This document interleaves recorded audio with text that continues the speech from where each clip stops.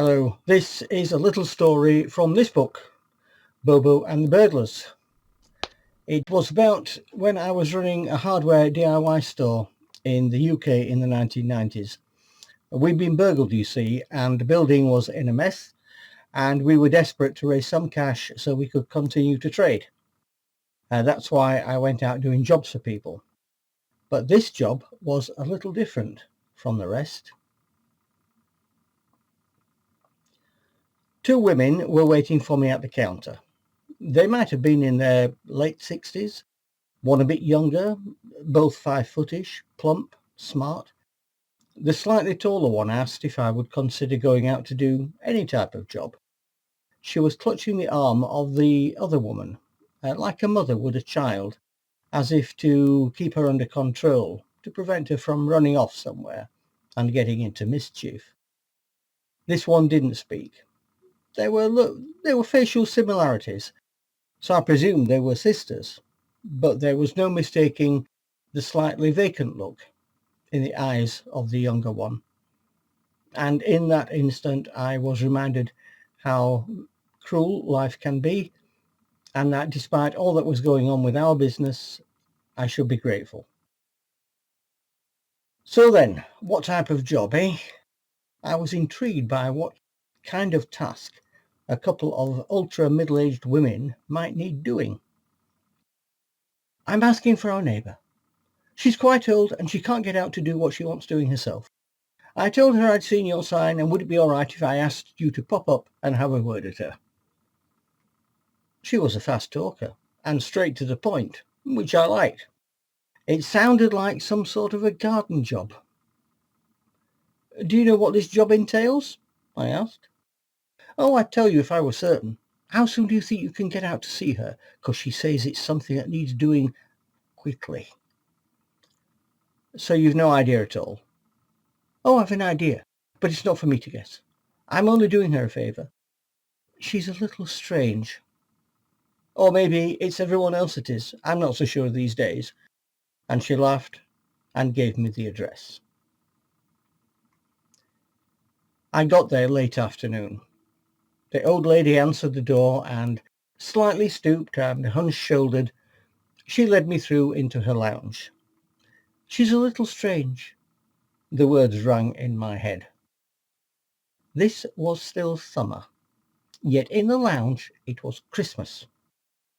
There was a decorated tree, an antique of a thing with green branches and tiny steel holders at the ends for miniature but real candles, would you believe, from a time before concerns regarding fire hazards.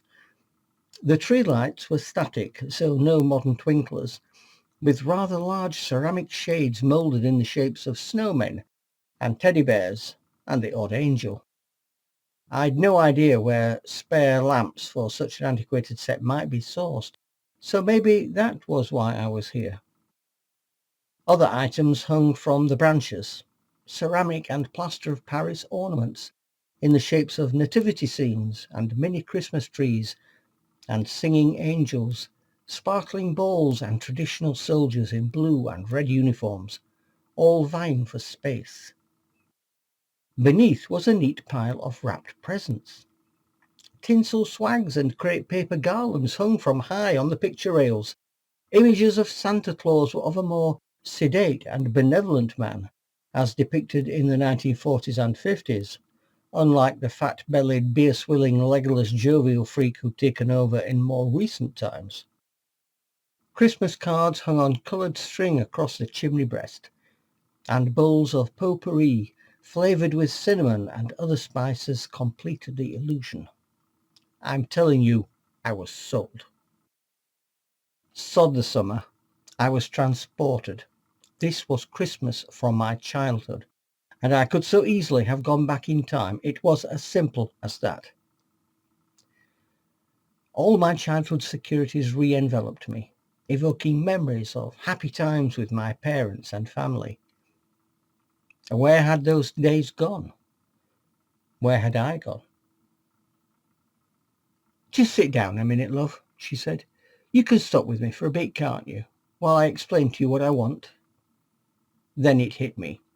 Her mood didn't match the atmosphere of the room.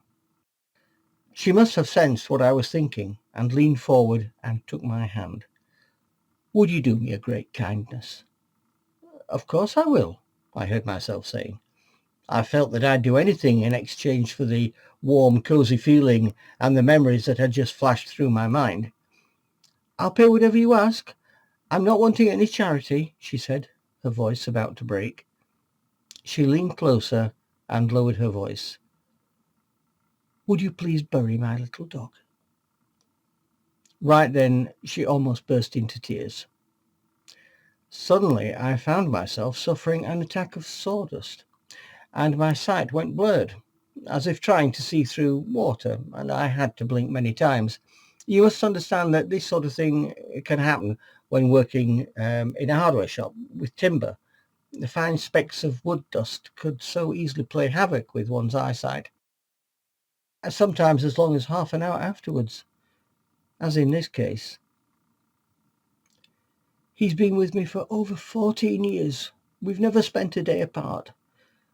But now he's gone," she sighed. I asked if she'd inquired at a vet's to see about removal. Yes, and it wasn't the cost that was the issue. It was that a stranger would take him away, and she'd never know what had become of him.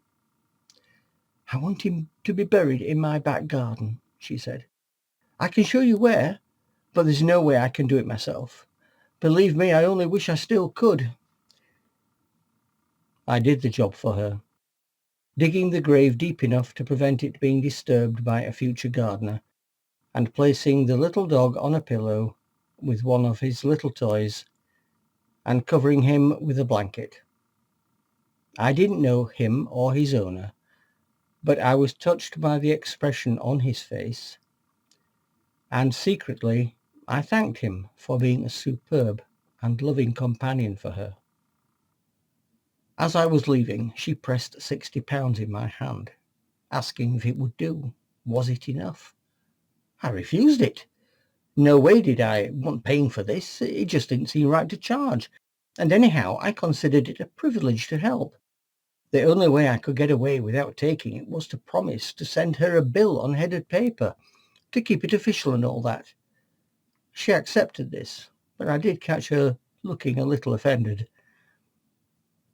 "I don't care if they all say I'm doolally," she said, motioning towards the lounge. "I know you're wondering about this mad old woman, and I can't say I blame you." I smiled. There would be no point in denying my curiosity, nor claiming that other people didn't judge her. "I keep it like this all year round, Christmas every day of the year.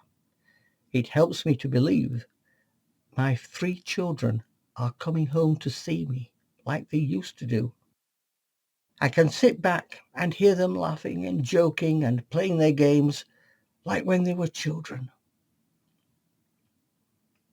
I didn't like to inquire, but heard myself asking where they were now.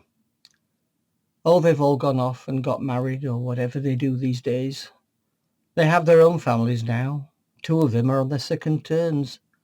She gave a rueful laugh. "They're too busy to spend time with their old mother. But they can't stop me remembering them, can they?"